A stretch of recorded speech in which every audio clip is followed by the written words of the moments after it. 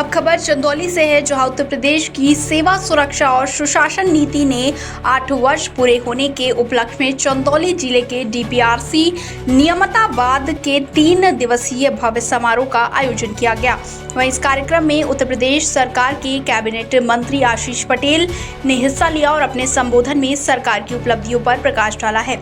साथ ही आपको बता दें कि समारोह के दूसरे दिन आयोजित कार्यक्रम में चंदौली जिला अध्यक्ष काशीनाथ सिंह, जिलाधिकारी निखिल टी फुंडे, सैयद राज के विधायक माननीय सुशील सिंह, मुख्य विकास अधिकारी श्री आर जगत साई और अन्य प्रशासनिक अधिकारी उपस्थित रहे। वहीं कार्यक्रम में मुख्य अतिथि के रूप में उपस्थित कैबिनेट मंत्री आशीष पटेल ने अपने संबोधन में कहा कि प्रदेश सरकार ने पिछले 8 वर्षों में कई ऐतिहासिक कार्य किए हैं। सरकार की जन कल्याणकारी योजनाओं ने कारण प्रदेश में हर वर्ग को लाभ मिलता रहा है। वहीं उन्होंने आगे कहा कि राज्य सरकार की प्राथमिकता हमेशा गरीबों, किसानों और युवाओं को सशक्त बनाना है। उन्होंने मुख्यमंत्री आवास योजना, उद्योग विभाग, चिकित्सा विभाग, समाज कल्याण और प्रमोशन विभाग सहित विभिन्न विभागों द्वारा लगाए गए स्टॉलों का अवलोकन किया और उनकी सराहना भी की। वहीं उन्होंने ये भी बताया कि जनपद चंदौली का सकल घरेलू उत्पाद यानी कि जीडीपी 7,444 करोड़ रुपए का था, जो कि 2023 में बढ़कर 14,998 करोड़ रुपए हो गया है। साथ ही ये सरकार की योजनाओं और नीतियों का परिणाम है, जिसने जिले में आर्थिक उन्नति की दिशा में अहम कदम उठाए हैं। वहीं मंत्री ने कहा कि सबका साथ सबका विकास की तर्ज पर सरकार ने सबका विकास सुनिश्चित किया है और आने वाले समय में और भी योजनाओं का लाभ जनता को मिलता रहेगा। वहीं जिलाधिकारी निखिल टी फुंडे ने अपने संबोधन में जिले में किसानों, मजदूरों और गरीबों के उत्थान के लिए चलाए जा रही योजनाओं पर प्रकाश डाला। उन्होंने बताया कि प्रधानमंत्री किसान सम्मान निधि योजना के तहत जिले में 2,70,099 किसानों को 718 करोड़ रुपए वितरित किए गए। इसमें अतिरिक्त 9,567 किसानों को फसल बीमा योजना के अंतर्गत बीमा राशि प्रदान की गई। उन्होंने कहा कि प्रशासन का लक्ष्य हर लाभार्थी तक योजनाओं का लाभ पहुंचाना है, ताकि राज्य के हर व्यक्ति को योजनाओं का लाभ मिल सके और उनकी जीवन शैली में सुधार हो सके।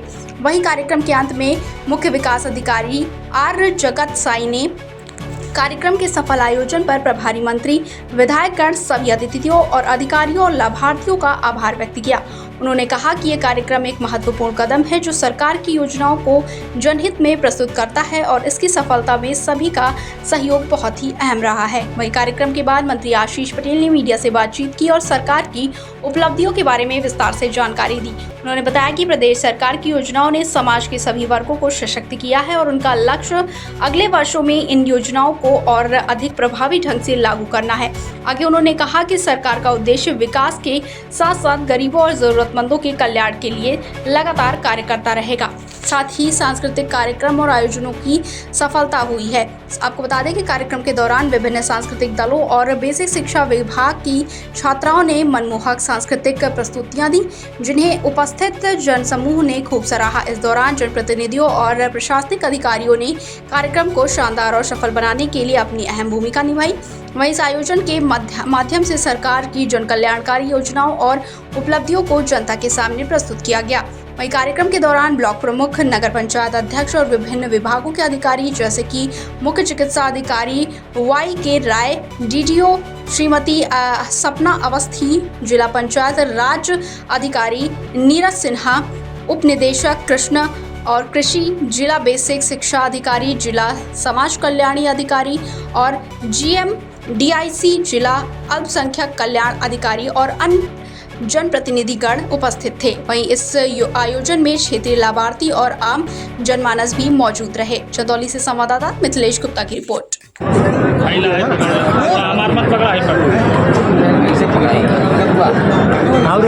आइडिया देता ना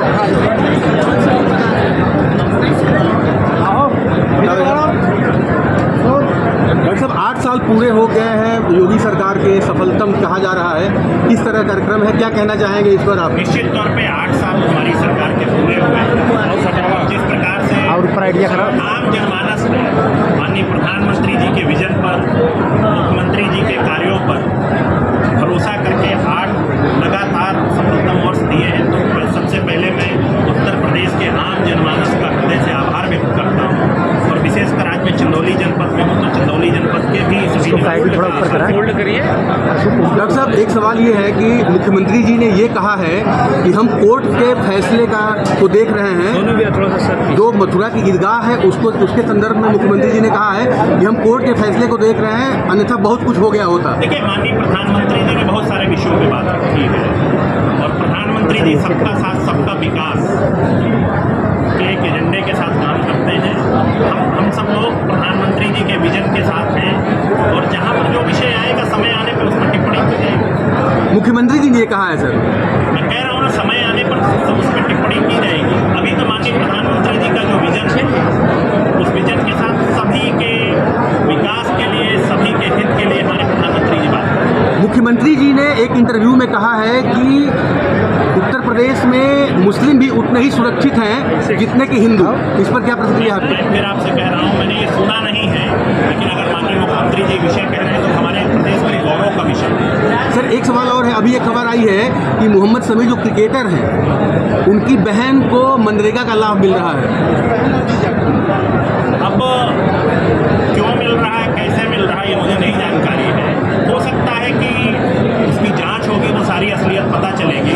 जब तक जांच ना हो जाए मैं उस पर कैसे टिप्पणी कर सकता हूं। भाजपा की सहयोगी पार्टियां जो हैं अपने मुद्दे को लेकर के रथ यात्रा संजय निषाद निकाल रहे हैं। आगामी 2027 के चुनाव को देखते हुए अपना नहीं, जितने भी सहयोगी दल हैं सब लोग एडिशनल हैं।